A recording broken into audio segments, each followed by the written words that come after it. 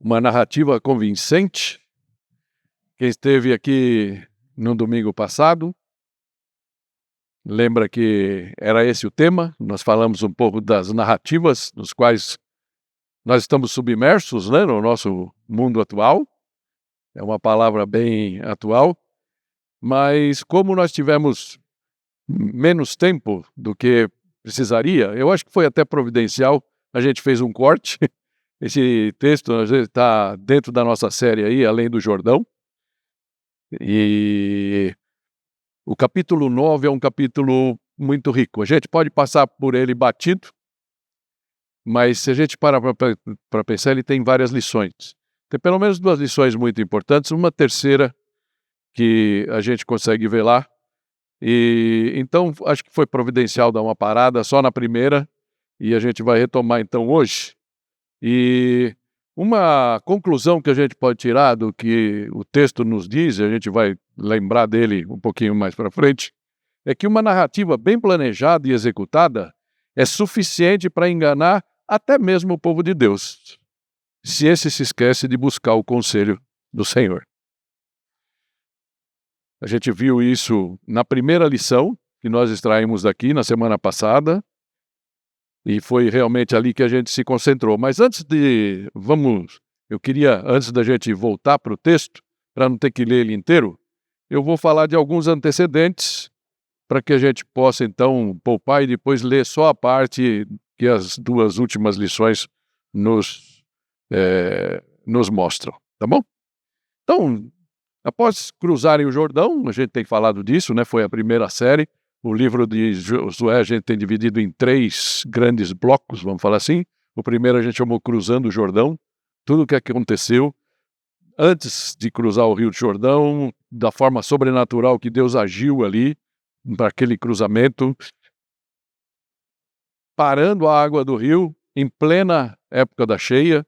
A gente tem muitas discussões, aquilo foi natural, aquilo foi sobrenatural. A verdade é que aquilo, no momento da cheia, no momento de chuvas e tudo mais, é bastante sobrenatural o que aconteceu. E a gente crê que foi muito sobrenatural aquela coisa. Depois disso, o povo chega, se santifica e tem a sua primeira grande conquista além do Jordão, que foi Jericó. Se a conquista de Jericó não foi uma coisa sobrenatural, o que seria, né? O povo caminhando, tocando trombetas em volta da cidade por 7 dias, e no 7º dia, depois da 7ª volta, as muralhas caem. Então, realmente foi Deus que deu aquela vitória para o povo. O povo conquista. Logo depois, então, logo em seguida, depois de algumas idas e vindas, o povo vai conquistar a cidade de Ai, que era uma cidade muito menor, que ficava no morro. Mas, na verdade, na primeira vez tomaram uma surra, porque havia pecado dentro de Israel. Israel tem que tratar isso, e depois Deus dá a vitória também sobre Ai. E depois disso, ao invés de partir para a terceira conquista, eles ainda fazem uma espécie de uma procissão, a gente pode dizer assim. Eles foram para Siquém, mais ao norte, entre 2 morros que existem lá, o Morro Ebal e o Monte Gerizim, e ali, com a arca no meio, o povo se divide e fazem uma grande, eu diria que foi um grande congresso. Imagina, milhões de pessoas, que era o povo judeu, homens e mulheres, pelo menos ali, e ali eles renovam a aliança com Deus. Mas nada disso passa despercebido para quem morava ali. Estavam vendo que cada lugar que eles chegavam, cada cidade que eles se aproximavam, eles atacavam e destruíam aquele povo. Então, o que acontece? O começo do capítulo 9, versículos 1 e 2, vão falar que os reis de 6 povos que moravam ali na região vão se unir para guerrear contra Israel. Mas um desses reis pensou, isso não vai dar certo. E esse foi os gibeonitas, né? Então, ao invés de ir à guerra, aquele rei decidiu criar uma narrativa para enganar os líderes de Israel. E é isso que a gente viu a semana passada. E firmar uma aliança com eles. Os gibeonitas, então, criam uma narrativa impecável. Roupas velhas, sandálias velhas, pão seco na mochila, né? Nas bolsas de viagem, pão seco, meio embolorado, palavras bem escolhidas para não dar nenhuma... Tanto é que eles falam das guerras que Israel tinha ganho as guerras do outro lado do Jordão, não falaram das guerras recentes, né? Porque se eles estavam na estrada há muito tempo, eles não tinham visto a Globo, não sabia do repórter, não viu o Jornal Nacional, não sabia das últimas conquistas de Israel. Então, tudo muito bem elaborado. Tudo parecia verdadeiro, tudo parecia fazer sentido e era convincente. E eles foram bem-sucedidos nesse objetivo. Por quê? Porque Josué e os líderes de Israel não pediram conselho ao Senhor e acabaram caindo na narrativa. Será que isso nos faz pensar em algum dos nossos hábitos? Será que nós não corremos o mesmo risco de decidir algumas coisas sem buscar o conselho do Senhor? Por isso, esse texto nos traz 3 lições preciosas para a nossa vida prática. E as 3 lições que eu mostrei a semana passada, e a gente viu só a primeira, são essas 3 aqui. A importância de ouvir a Deus antes de qualquer decisão, a responsabilidade de manter a nossa palavra. Você decidiu bem, decidiu mal, não importa, é a tua palavra. Se você é um filho, uma filha de Deus, a tua palavra tem um peso, a gente vai ver isso daqui. E esse peso, portanto, é como se o nome de Deus estivesse envolvido. Já viu alguns comentários? Você viu o que o cara fez? E é crente. E se diz crente, já viu isso daí? Infelizmente, a gente ouve isso com uma certa frequência. É porque crentes que não honraram a sua palavra, a sua própria palavra, né? Então, isso é muito complicado. A gente vai começar por esse hoje. E a alegria de buscar abrigo em Deus é uma terceira lição que a gente pode tirar daqui. Então, no domingo passado nós vimos, se você está aqui e não estava no domingo passado, eu vou passar muito rápido pela primeira lição, para que as outras façam sentido, né? Então, a primeira lição que a gente viu foi a importância de ouvir a Deus. E é difícil a gente pensar, é difícil que isso aconteça conosco, porque o texto básico aqui é este. Está no versículo 14. Os israelitas examinaram as provisões dos heveus, mas não consultaram o Senhor. É difícil que isso aconteça com a gente? Infelizmente não. É fácil. Já parou para pensar quantas vezes a gente faz as coisas? Tem um pastor que eu citei e que eu usei aqui como inspiração, na verdade, e o nome dele é muito complicado. Estava perguntando para Elis antes do começo do culto aqui, como fala o nome dele em inglês. O nome dele é Gary Heinrich, conforme a Elis aqui. Meu sotaque não é muito bom. E ele é de uma igreja, na verdade eu ia falar de uma igreja pequena, não, uma igreja grande numa cidade pequena. E ele fica nos arredores de Washington. Mas ele fala que ele usa uma figura que é muito prática para nós. E ele fala que Deus nos deu 5 sentidos, e esses 5 sentidos, todos nós sabemos, né? Ver, ouvir, cheirar, e são 4 só, né? O que eu estou esquecendo aqui, né? Ver, a gente vê, ouve, o apetite, o cheiro e o toque. Obrigado aí pela cola, né? Davi me ajudou ali com a cola, né? Ele nos deu tudo isso. Para quê? Para que a gente saiba interpretar as coisas do mundo, possamos ler o mundo, vamos falar assim. E isso nos ajuda nas decisões cotidianas. Mas o que acontece com isso? Que esses 5 sentidos, eles não são sempre confiáveis. Já foi traído pelo seu... De repente, uma pessoa que você ama de paixão, estou falando só de namoro, né? Estou falando de pessoas na vida que você ama tal, e aquela pessoa te engana, por exemplo. Cria uma narrativa e te engana, e você é cego por aquela pessoa, né? Então, seus sentidos naturais falham. Por isso, Deus nos deu um 6º sentido. Graças a Deus por isso. A novidade é essa. Um 6º sentido que não estava disponível no tempo de Josué, mas está disponível hoje a nós, que é o Espírito Santo, que nos dá aquilo que a gente chama do discernimento espiritual, que a gente pode buscar. Então, tudo isso estava aqui envolvido nisso. E, portanto, Josué acabou caindo. Como é que eles podiam simular? Eles não tinham o Espírito Santo ali. O Espírito Santo só veio no dia de Pentecostes, a gente sabe disso, depois que Jesus foi embora.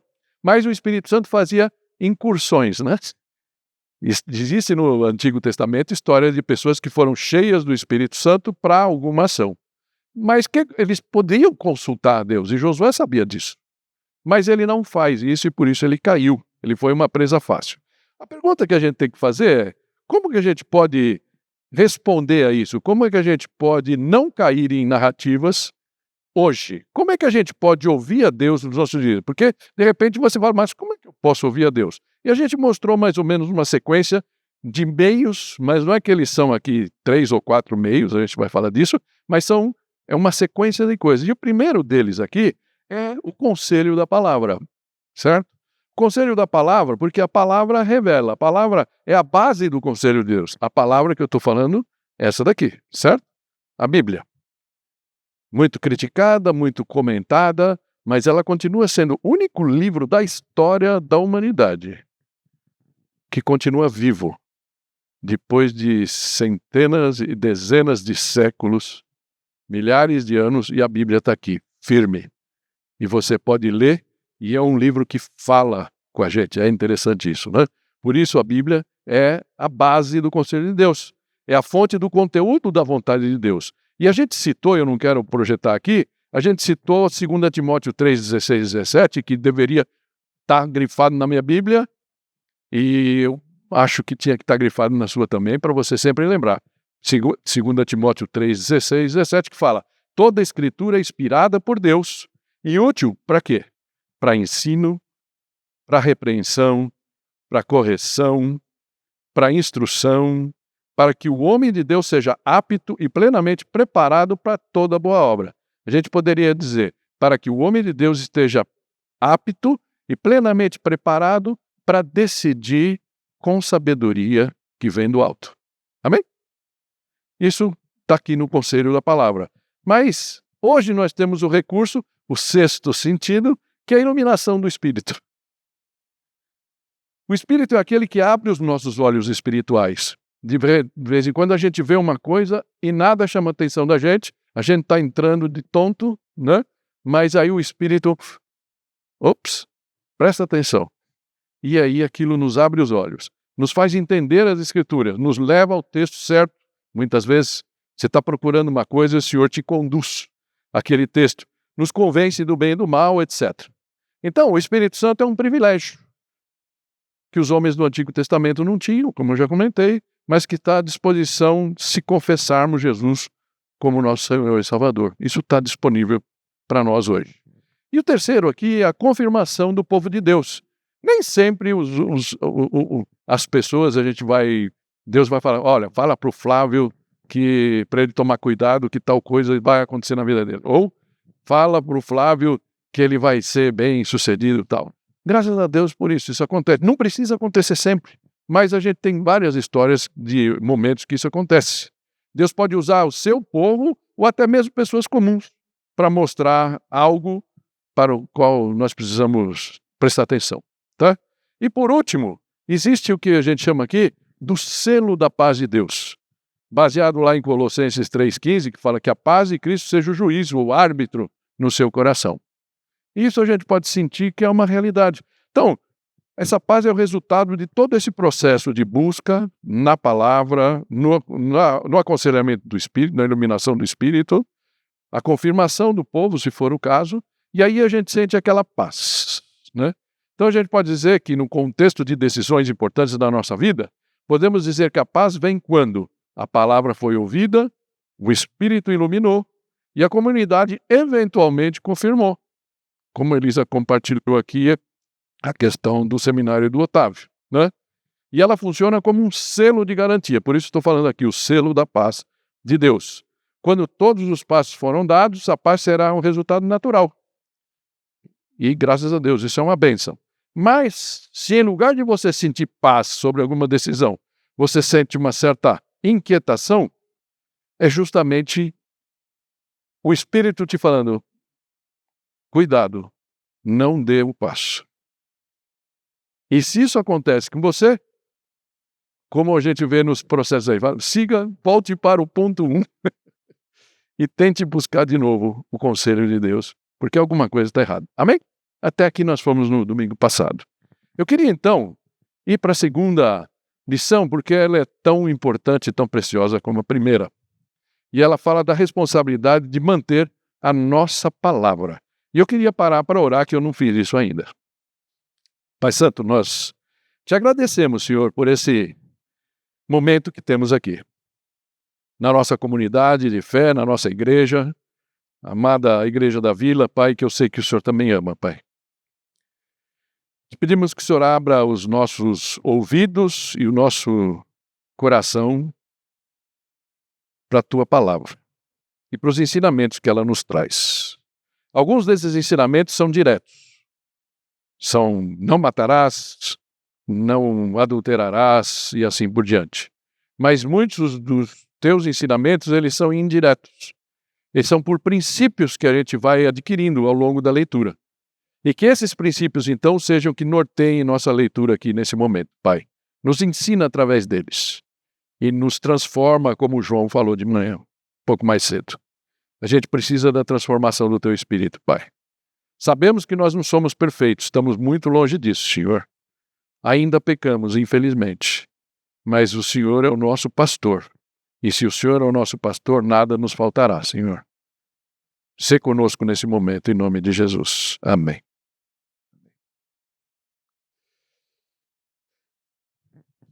Vamos ler então a partir do versículo 15, João 9. Diz assim: Então Josué fez um acordo de paz com eles, garantindo poupar-lhes a vida, e os líderes da comunidade o ratificaram com juramento. 3 dias depois de fazerem o acordo com os gibeonitas, os israelitas souberam que eram vizinhos e que viviam muito perto deles, ou seja, a mentira tem perna curta mesmo, né? 3 dias depois de fazer, eles viram que eles moravam perto. Por isso, partiram de viagem e 3 dias depois chegaram às cidades dos heveus, que são os gibeonitas, né? Que são Gibeon, Quefira, Beerote e Kiriat Jearim. Eram cidades grandes, pelo que falam. Não era um reino pequeno. Era uma região muito rica. E falam que os homens deles eram valentes. Como eu comentei no domingo passado, até muitas décadas depois, né? Quando Davi, antes de Davi se tornar rei, quando ele estava sendo perseguido por Saul, ele teve 30 valentes com ele. Aquele exército de renegados que estiveram com ele durante todo esse processo. E um deles era gibeonita. Eles eram homens valentes, mas eles entenderam que era uma luta perdida. Eles não podiam lutar contra Israel de peito aberto, porque eles não iam vencer. Então, a gente vai entrar nesse detalhe aqui, tá? Então, a narrativa deles prevaleceu por 3 dias só. 3 dias depois, não se sabe como, mas os judeus acabaram descobrindo que era uma mentira, tá? Então, eles vão até as cidades dos gibeonitas aqui para tirar satisfação, para passar o assunto a limpo. Os soldados estavam, como se diz, com sangue nos olhos, né? E esses caras estão nos enganando aqui. Mas, quando eles chegam lá, tudo mudou, né? O texto continua, no versículo 18, falando: Mas não os atacaram, porque os líderes da comunidade lhes haviam feito um juramento em nome do Senhor, o Deus de Israel. Toda a comunidade, porém, queixou-se contra os líderes. Como é que vocês vão aceitar isso? Imagina, né? A gente sabe como é que está nos nossos dias de vez em quando, né? Aquele povo todo, aquela bagunça, mas eles falam, e eles lhes responderam: Fizemos a eles o nosso juramento em nome do Senhor, o Deus de Israel, por isso não podemos tocar neles. Eles juraram por Deus, em nome do Deus de Israel, e por isso, logicamente, eles não podiam seguir. Como eles poderiam, então, se eles juraram em nome do Senhor, como eles poderiam agora desonrar esse juramento? Ainda que tivessem motivos para isso, né? É isso que o povo está falando. Como? Mas eles mantiveram a palavra ali. Versículo 20 fala: Todavia nós os trataremos assim. Vamos deixá-los viver, para que não caia sobre nós a ira divina por quebrarmos o juramento que lhes fizemos. E acrescentaram: Eles ficarão vivos, mas serão lenhadores e carregadores de água para toda a comunidade. E assim se manteve a promessa dos líderes. E a palavra que salta aqui, para mim, é integridade. É integridade. O pacto foi feito à revelia. Foi feito a revelia de Deus, né? sem buscar o conselho ou o consentimento de Deus. Mas, uma vez que ele foi feito e foi feito no nome do Senhor, agora se eles quebrassem isso, atacando os gibeonitas, como era a vontade do povo ali, dos próprios judeus, eles seriam um erro ainda maior. Seria um pecado em cima do pecado que eles já tinham cometido. Então, a liderança então escolhe ser íntegra, a integridade e a fidelidade em lugar da conveniência, porque muitas vezes, vamos combinar, a gente age não pelas nossas convicções, a gente age porque as pessoas que estão perto da gente nos pressionam a agir de tal ou de qual maneira. Não é assim? Muitas vezes a gente age por causa dos nossos filhos, muitas vezes a gente age por causa dos nossos cônjuges, muitas vezes a gente age por causa dos nossos pais, e quando, na verdade, Deus nos chama para sermos íntegros, agirmos de acordo com o conselho dele, e não com o que a galera está querendo. Amém? Tudo bem? Até aqui? Então, é interessante que Jesus, no Sermão do Monte, ele faz uma afirmação que reforça essa posição. E a afirmação de Jesus está em Mateus 5,37, que eu vou projetar aqui. Seja o seu sim, sim, e o seu não, não. O que passar disso vem do maligno. Podemos ler juntos? Repetir? Seja o seu sim, sim, e o seu não, não. O que passar disso vem do maligno. Posso ouvir um amém? Então, portanto, por que Jesus diz que se passar disso vem do maligno? É porque o maligno, né? O diabo que é o pai da mentira e do engano. Nós vemos isso ao longo de toda a Bíblia, certo? Então, se nós somos filhos do Deus Altíssimo e toda a sua palavra é confiável, é verdade, nossa palavra também tem que ser verdadeira. Houve um tempo que se honrava o fio do bigode. Eu, como nunca tive bigode, eu tive bigode quando eu me formei. A coisa mais vergonhosa da minha vida, meu álbum de formatura da faculdade, eu estava cultivando um bigodinho, mas era ridículo, né? Então, e a Tomasa foi comigo, no começo de namoro, coitada. Aí ela teve que aguentar aquele meu bigodinho. Aí, quando eu vi as fotos, eu falei, meu Deus, peguei a primeira Gillette que encontrei e tirei aquilo lá. Mas houve um momento que se fazia um acordo e se honrava com o fio do bigode, os homens. Ou então, com um aperto de mão. Você comprava casas, você comprava terrenos, você fazia negócios com um aperto de mão. E aquele aperto de mão era a sua honra que ia ali. Infelizmente, isso na nossa realidade hoje está um pouco perdida.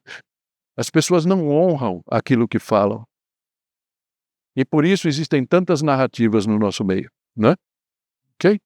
Mas quando Jesus para pensar, é interessante que Jesus, no contexto aqui, não quero me delongar, mas Jesus está falando justamente disso. Jesus, se você abrir lá em Mateus 5, Jesus está falando de jurar. Jura para Deus, lê, né? Jura para Deus, não, jura, não jure por ninguém. Não jure por você, nem por essa igreja, nem pela tua mãe, nem por Deus, nem por ninguém. Seja a sua palavra confiável. Seja a sua palavra digna de confiança. Seja o seu sim, sim. Seja o seu não, não. É o que Jesus está falando. Então, como nós podemos viver esse sim, sim e não, não na nossa própria vida? Eu queria investir os próximos minutos para a gente poder ver isso. Como aplicar isso na nossa vida? E eu queria trazer 3 conselhos importantes. O primeiro conselho é: não fale ou haja precipitadamente. Não fale nem haja precipitadamente. Interessante que no versículo 14, aquele versículo que a gente já leu, fala, né, os israelitas juraram, mas não consultaram a Deus. Ou seja, eles se precipitaram. Eles tomaram uma atitude antes da hora. E depois tiveram que ter a consequência daquilo. Os erros não são apenas o conteúdo. O erro deles não foi só o conteúdo do juramento, mas a pressa em assumir um compromisso sem oração. Já fez alguns compromissos sem orar? Quem fala antes de ouvir a Deus corre o risco de falar mais do que devia. Tem um exemplo bíblico muito triste, que está em Juízes 11, 30 e 40, 30 a 40, é uma história, eu não vou projetar, mas eu vou só contar, depois você pode pesquisar. A história de um homem chamado Jefté, ele era de Gileade, Gileadita. E esse homem era um valente, mas ele era meio renegado pelo povo de Gileade, mas aí os amonitas começam a querer guerrear com eles, queriam invadir suas terras, então eles lembram do valente e vão chamar Jefté.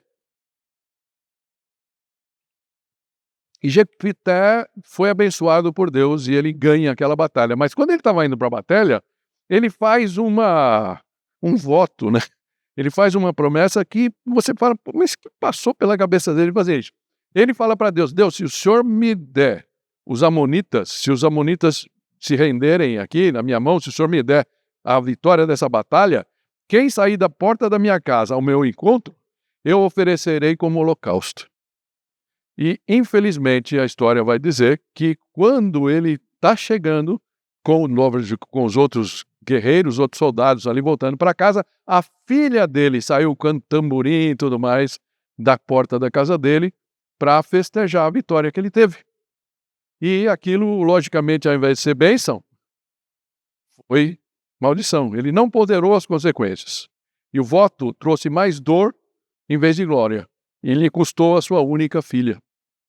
Por isso, a lição que nós podemos tirar nesse primeiro conselho é isso, né? Que palavras ditas em momentos de pressão, de raiva, de euforia, podem gerar por compromissos indesejados e até mesmo catastróficos, como esse exemplo de Jefté. Então,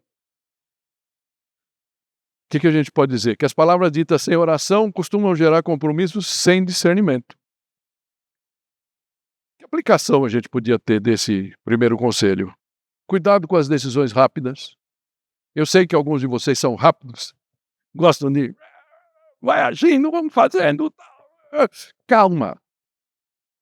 Porque quando a gente é tão agitado, tão apressado, a gente corre o grande risco de fazer besteira. É isso que a palavra está nos mostrando, tá? Respostas emocionais, cuidado com elas. E cuidado também com promessas feitas para agradar. Ah, benzinho, eu vou te dar o céu. Mas você não tem dinheiro para comprar o céu, como é que vai ser o negócio, né?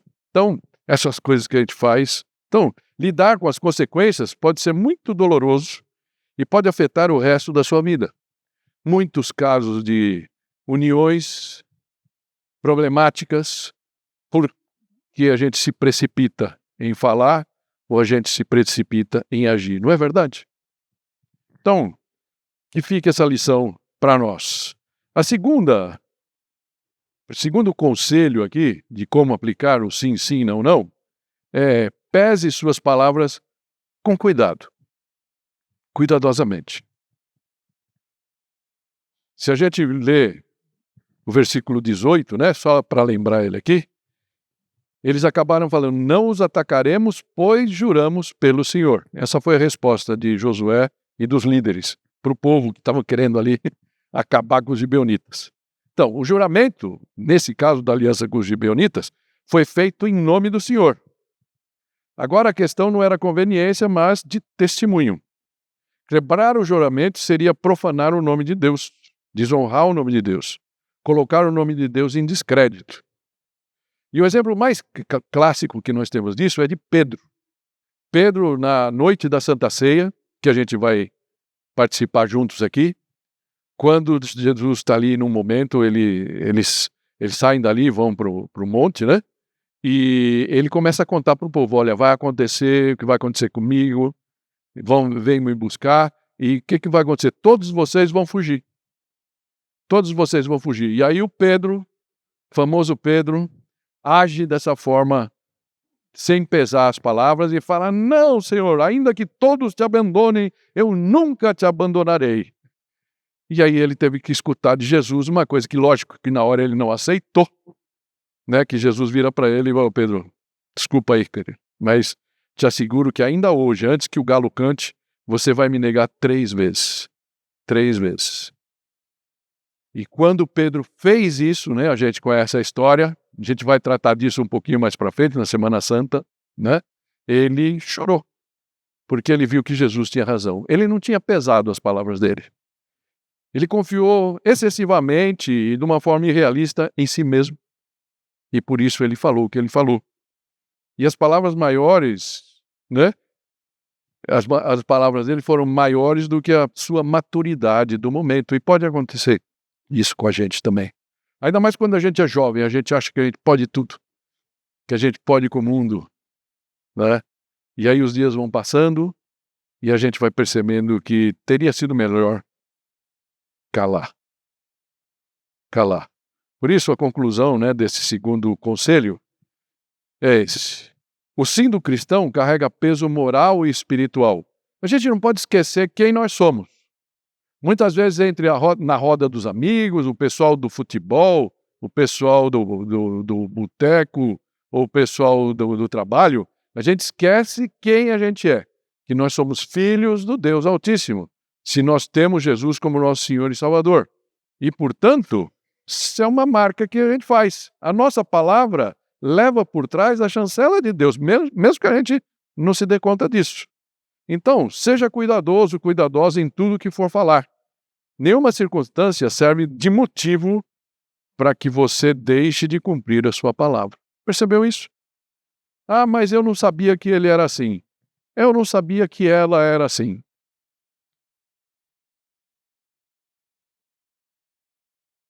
Antes de dizer sim, pondere todas as coisas, né? Para que a gente não desonre os compromissos que a gente mesmo assumiu. Amém? Terceiro conselho de como aplicar o sim, sim, não, não. Evite compromissos que você não pode honrar.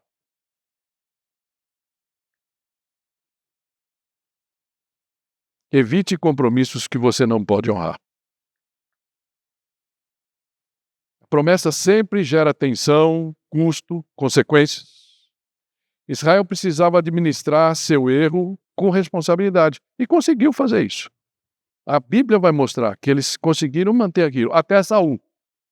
Mas essa é outra história lá na frente. Lá na frente. Né? Eles conseguiram. E Deus espera o mesmo de mim e de você.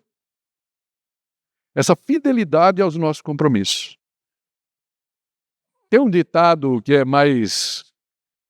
É um jargão, né? É popular, mas tem mais a ver com fala mais a ver com o catolicismo do que com o protestantismo, que fala, ajoelhou tem que rezar. Todos nós conhecemos bem esse ditado, né? O que fala o ajoelhou tem que rezar? É exatamente isso. Honre a tua palavra. Não sai por aí mentindo, contando qualquer história, como se todo mundo fosse tonto e você o espertão. Ou a espertona. Não é? Certo? Mas preste bem atenção nessas coisas. Conexão com os ensinos de Jesus que a gente pode ver aqui. Melhor dizer não com integridade do que dizer sim sem condição de cumprir. Ah, precisava que você me... Pode deixar comigo, pode deixar, vou estar lá. Domingo vou estar lá. Sábado vou estar lá. Pode contar que eu vou estar. Aí você chega aqui... Cadê? O que aconteceu? Né? Por isso é bom a gente fazer. Isso se aplica tanto para os nossos relacionamentos, para as posições de liderança que a gente possa ter. E eu esqueci de pôr aqui a passagem bíblica, não cabe embaixo, eu pus ali em cima, né? O versículo 20, quando fala, todavia nós trataremos assim, vamos deixá-los viver. Ou seja, eles se comprometeram com aquilo e eles honraram. Eles honraram essa palavra, certo? Vou trazer dois trechos de Eclesiastes que apontam e nos ajudam a formar mais para a gente poder pensar naquilo que a gente vem fazendo. Eclesiastes 5:2 fala assim, não seja precipitado de lábios, nem apressado de coração para fazer promessas diante de Deus. Deus está nos céus e você aqui na terra. Por isso, fale pouco. Para quem fica falando 1 hora aqui todo domingo, né? Só sentada, né? Vou reduzir para 20 minutos, não consigo, mas tudo bem, vou tentar. Mas é interessante. Fala, antes de ficar aí prometendo, não, que eu vou fazer, que não sei o quê, papapá, Tiago vai dizer, ó, não, vou fazer isso, vou fazer negócio, vou para tal cidade. Fala, calma. Fala, se Deus quiser, vou fazer.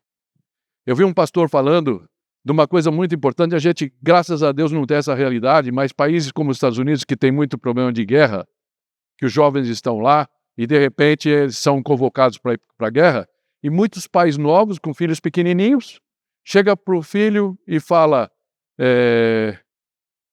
filho, eu nunca vou te abandonar, o papai vai voltar. E eles acabam morrendo na guerra e eles nunca voltam. E aquela criança fica com aquela promessa não cumprida do seu pai no coração. E tem vários casos de tantas coisas difíceis, né? E um pastor que eu vi dando esse exemplo, ele falou, aconteceu comigo. O meu pai me fez essa promessa. E ele nunca mais voltou. E aquilo marcou toda a vida dele. E ele falou, se ele tivesse falado, filho, eu vou fazer todo o possível, tudo o que tiver ao meu alcance para voltar, a palavra dele estaria honrada mesmo não voltando, né? Então, é uma coisa para a gente prestar muita atenção. Nossa palavra tem peso. Nossa palavra leva o selo de Jesus, se nós somos cristãos. E o segundo, acho que é o mais conhecido aqui, versículos 5 e 6, né, no mesmo capítulo, fala, é melhor não fazer voto do que fazer e não cumprir. Não permita que a sua boca o faça pecar. O mesmo vale para as promessas feitas ao Senhor, para qualquer promessa que a gente possa fazer. Josué e seus líderes tinham claro o seu papel como representantes do Senhor e entendiam que tinham que honrar o nome do Senhor em tudo. Da mesma forma, nós devemos fazer o mesmo. Quando não cumprimos nossa palavra, sendo cristãos, estamos colocando o nome do Senhor em descrédito. Que conclusão a gente chega desse terceiro conselho é esse, né? O cristão não é conhecido por prometer muito, mas por cumprir o que promete. Seja a sua palavra sim, sim e não, não. Deus não nos chama a uma vida sem compromisso, mas a uma vida de compromisso responsável. Ou seja, essa palavra aqui não é falar, então não vou tomar nenhum compromisso, porque aí eu vou estar bem. Deus não vai se agradar disso também. A palavra é, ouse tomar compromisso, mas compromissos realistas, que você sabe que mesmo com esforço vai conseguir cumprir. Amém? É isso que esse texto nos mostra. Isso vale para qualquer coisa que façamos na vida. Deus não está à procura de pessoas que prometem tudo, mas de pessoas em quem se possa confiar. Amém? Resumo desses 3 pontos, a gente poderia dizer, pressa gera promessas ruins. Sim ou não? Se afoitamente já vai responder, não, conta comigo, eu vou fazer, ou eu não vou fazer. E aí, de repente, você faz totalmente o inverso daquilo que você falou. Palavras precisam ser pesadas para terem valor. Quem fala muito, corre o risco de ser que nem aquele, é o lobo, é o lobo, é o lobo, né? E depois esse lobo chegou lá e ninguém ouviu mais porque de tanto que tagarelou. E compromisso exige consciência. Ou seja, antes de se comprometer, pense, comprometa-se com Deus. Deus vai honrar, gosta disso, mas pense naquilo que você pode. Amém? E eu quero terminar aqui com essa terceira lição, que é uma lição mais curta, que eu não vi em quase nenhum dos comentários, mas tocou muito meu coração, que é a alegria de buscar abrigo em Deus, que fica bem claro para mim nesse texto.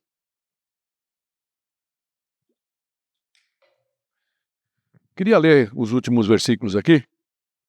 Versículo 22 fala assim, então Josué convocou os gibeonitas e disse, por que vocês nos enganaram dizendo que viviam muito longe de nós, quando na verdade vivem perto, ou seja, estavam a 10 quilômetros dali, né? Agora vocês estão debaixo de maldição, nunca deixarão de ser escravos, rachando lenha e carregando água para a casa do meu Deus. Ou seja, estava com toda a razão Josué. vão ser aqui escravos, né? Mas é interessante ver a resposta do líder gibeonita, que está no versículo 24. E ela fala assim: eles responderam a Josué: os seus servos ficaram sabendo como o Senhor, o seu Deus, ordenou que o seu servo Moisés lhes desse toda esta terra e que eliminasse todos os seus habitantes da presença de vocês. Tivemos medo do que poderia acontecer conosco por causa de vocês. Por isso agimos assim. Ele está dando os motivos deles. E o versículo 25 fala: estamos agora em suas mãos. Faça conosco que lhes parecer bom e justo.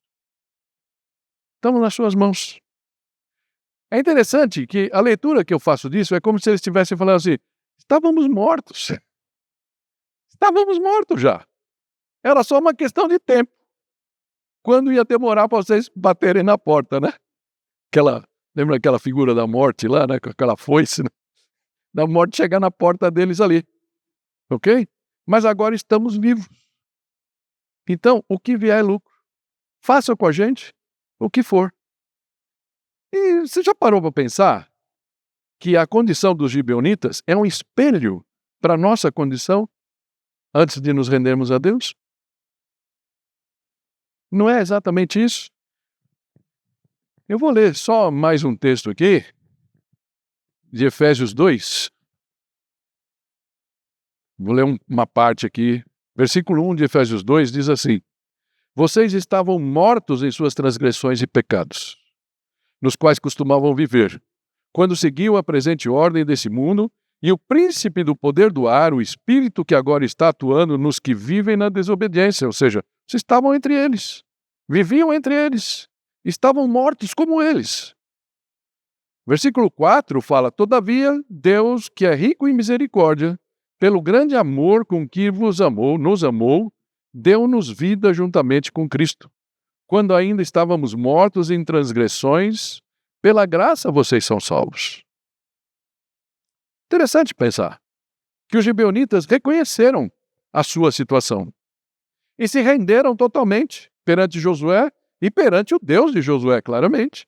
Eles deixam isso claro. E receberam vida, ainda que com limitações. E estavam contentes com isso. Estavam contentes. E eles viveram assim.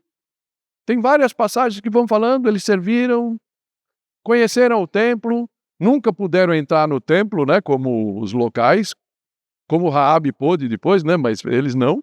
Mas eles tiveram todo o acesso à cultura, à fé judaica e se tornaram parte da própria nação, de uma certa forma. Tornaram servos, tiveram muitas oportunidades de entenderem melhor, servirem, e talvez muitos deles tenham se convertido mesmo, os prosélitos, né? Que a palavra fala. E o mesmo se cumpre a nós, hoje. Reconhecer a nossa condição de pecadores e nos rendermos diante de Deus e confessarmos Jesus como nosso Senhor e Salvador. E a única diferença é que a vida que nós recebemos de Cristo não tem as mesmas limitações. É vida abundante que Jesus nos prometeu. Não é assim? Então, a vida abundante. E isso é pura graça de Deus. O que a gente pode falar? Que Deus não ignora a astúcia, mas responde à submissão. E Ele faz isso de uma forma muito boa. Deus acolhe quem se abriga nele. A graça não apaga as nossas responsabilidades, mas preserva a nossa vida. E o altar ainda continua um lugar de acolhimento, né?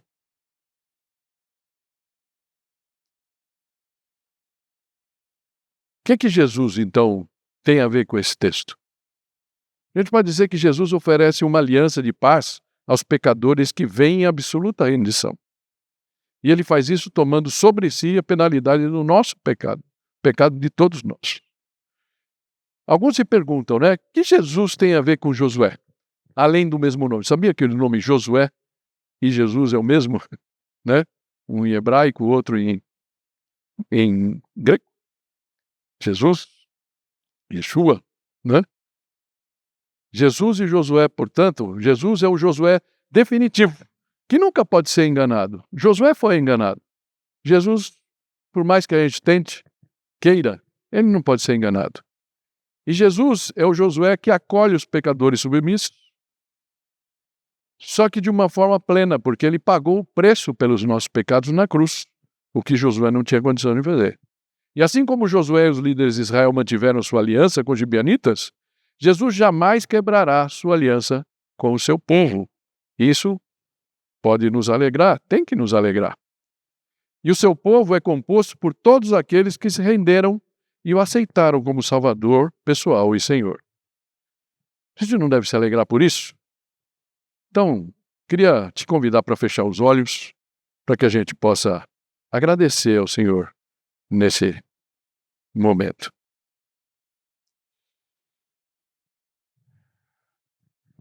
Pai, eu queria entrar na tua presença fazendo um pedido em nome de todos nós.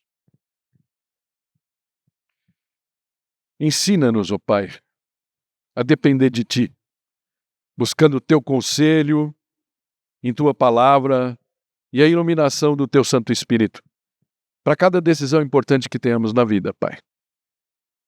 Nos ensina a não depender tanto dos nossos próprios sentidos, da nossa própria inteligência, da nossa suposta sabedoria, Pai, para decidir. Nos ensina cada dia a buscar o Teu conselho, buscar na Tua palavra e ser iluminado pelo Teu Santo Espírito. Pai, também te peço que o Senhor nos ajude, o Pai, nos ensina a honrar o Teu nome, mantendo a nossa própria palavra, Senhor. Que nossa palavra seja realmente sim, sim e não, não, Pai.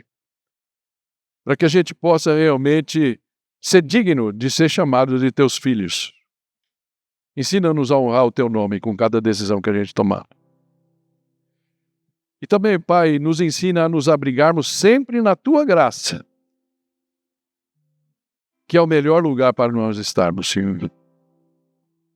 Por isso, Pai, se há alguma pessoa aqui ou que ainda vai nos escutar pelo YouTube, Pai, que nunca convidou o Senhor para ser realmente o seu Senhor e Salvador, que isso aconteça nesse momento, Pai, que hoje essa pessoa possa receber-te no seu coração, arrependendo-se dos seus pecados, ó Pai, e rendendo-te a Ti, ó Pai, como o Senhor esperava que Josué fizesse naquele momento, mas como a maioria de nós pelo menos fez um dia na Tua presença, Pai.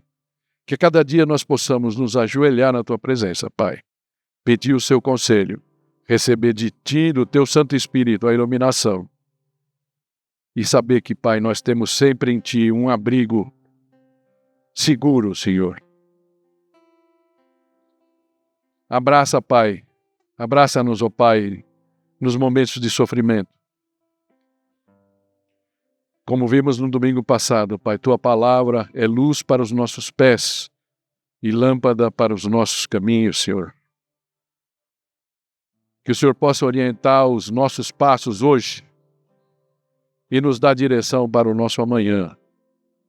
Tudo isso nós te pedimos em nome de Jesus. Amém.